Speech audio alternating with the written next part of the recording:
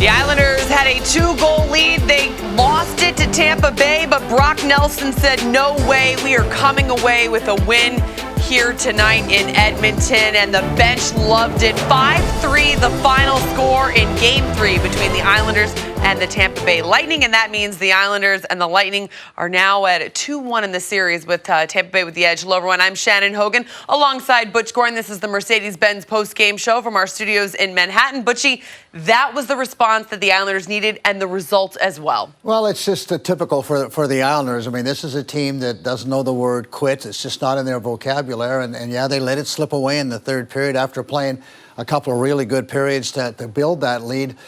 Credit Tampa with not quitting either. They came back. They found a way to score a couple of goals. But the Islanders are a resilient group. They're a never-say-die group. And they just stayed with it. And Brock Nelson was able to find the back of the net, as Eddie Olchuk would say. And just a tremendous win for the Islanders. And as I said before, you know, if the Islanders battle these guys, they don't particularly like it. No one else really plays like the Islanders, as physical a game as they play.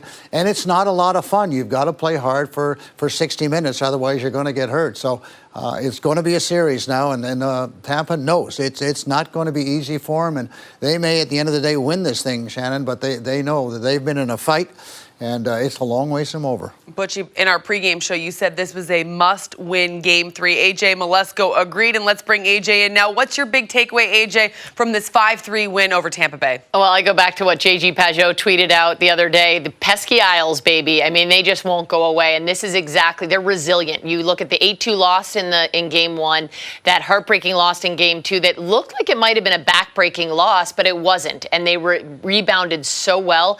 This is what Barry Trotz expects of his team. This is what the team expects, and they just stay with it. And honestly, for the Isles fans out there, they're resilient too, and they expected this, and they wanted this, and they came back. And I just liked the way that they built through. They had a good first period, good stretches of the first period, and then through the second period, they lost that lead, as you mentioned, Shannon, and then were able to battle back. And huge credit to Semyon Varlamov in net as well. Stretches where he didn't see the puck, and then when he did, he was phenomenal and was able to keep them in this game. All right, AJ Malesko joining us a little bit later in our post-game show. As Butch, we're going to dissect this win over the Tampa Bay Lightning. And AJ touched on it a little bit in the first period for the Islanders. You always want to have the jump. You want to get to your game as quick as possible, and you want to get that first goal. They were able to accomplish that. Yeah, and they did it in typical Islander fashion. Casey Cizikas not in the lineup. That's okay. We've got other people to play just as hard. And Cal Clutterbuck looking for a goal. I mean, and he might have been the best player today in the game for me as far as the forward's concerned. He works so doggone hard, and he gets rewarded for his effort. Yeah, let's look at those highlights from the first period action. As you mentioned, Cal Clutterbuck trying to get the Islanders on the board, continuing the hard work of that fourth line that we've seen all postseason long. Well, and they just stay on it. I mean, that's the whole thing. No one ever gives up. You can see Cal, he's battling away now. Good support down low. Matt Martin is able to get it back to the point. And then just a quick little shot, kind of crazy bounce, and a little bit of a break there, you know. But we talked about get the puck to the net, and we said create some traffic, drive to the net, look for those rebounds, deflections, and a little bit of a lucky bounce. Barzal on a breakaway. Great save by the goaltender, Vasilevsky. You can see Barzal doing a little stick handling in front of him and then tried to pull. It looked like he lost it. It rolled away from him. And then this guy here, great play by the Tampa Bay team. A little give and go, a little slide pass, and Sergachev gets in there. And that's just a really good backhand. I mean, you've got to be a goal scorer to do that. He's a defenseman. Well, he's got a pretty nice touch, and that was a tough goal to give up. But certainly the Islanders in a good situation, had a good first period. Yeah, Cal Clutterbuck a goal on 5 shots, 4 hits tonight, 2 goals and 2 assists, 65 hits so far in this postseason. Mikhail Sergachev picking up a goal and an assist and playing more than 21 minutes of ice time for the Tampa Bay Lightning. The Islanders go into intermission. Butch, they're feeling confident, but they know they need to get up some more goals because this is a Tampa Bay team that can score. And they looked like they were on a mission in that second period, able to get a couple early ones, including one from Adam Pelech, his first of the postseason for the Islanders. Well, they started to find their legs just a little bit and got a little rhythm during that second period, and they were able to push back on the Lightning and create some opportunities. Eventually, they're going to score. And this is the goal I was talking about. Like, create your opportunities. Don't stand around like you're in a table game. look for what's around, move to the opening, and this is exactly what happens. A good play along the boards, but watch this give and go. Look at Adam, moves to a hole. I've been talking about this the whole time, a little give and go with Pajot, and that's what I want to see more of the Islanders. Don't be so worried about defending. When you have control of the puck, that's the time to take a little look and find the holes. It doesn't matter in today's game who you are, whether you're a defenseman or a forward. And there's good speed, driving through the middle, going to the net, and then just a great play by Brock Nelson as he goes all the way around the net, and he has the wherewithal not to try and jam it, but to throw it out in front because Bo's right there. So good play by both of those players, but real good hockey by the Islanders. Yeah, first career playoff goal for Adam Pelican, this one. And for Anthony Beauvillier, who was really on fire to start the postseason, we were looking for him to heat back up. Now he has 9 goals and 5 assists in 19 games this postseason. He had a goal and an assist on 2 shots for this win over Tampa Bay. All right, Butchie, so you're going into the third period. You've got a 2-goal lead. You know what you need to do it to close it out. And this Islanders team, traditionally throughout this postseason, has been so good in the third period, especially as we saw against the Flyers.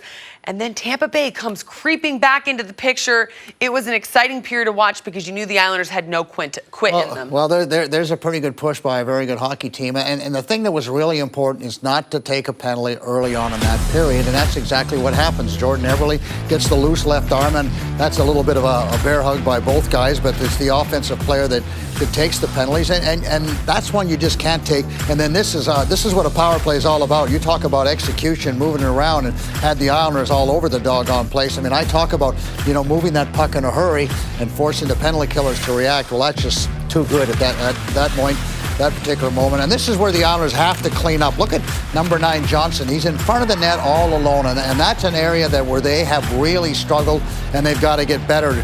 Guys have got to mark their man. It looked like Matt Barzal lost his guy. So you've got to be better. And the Islanders practice that, Shannon, all the time in practice, playing 3-on-3 down low. Forget about the point shot. They're not going to score from the point. Good play again. We're talking about the chip and chase, and here's a turnover.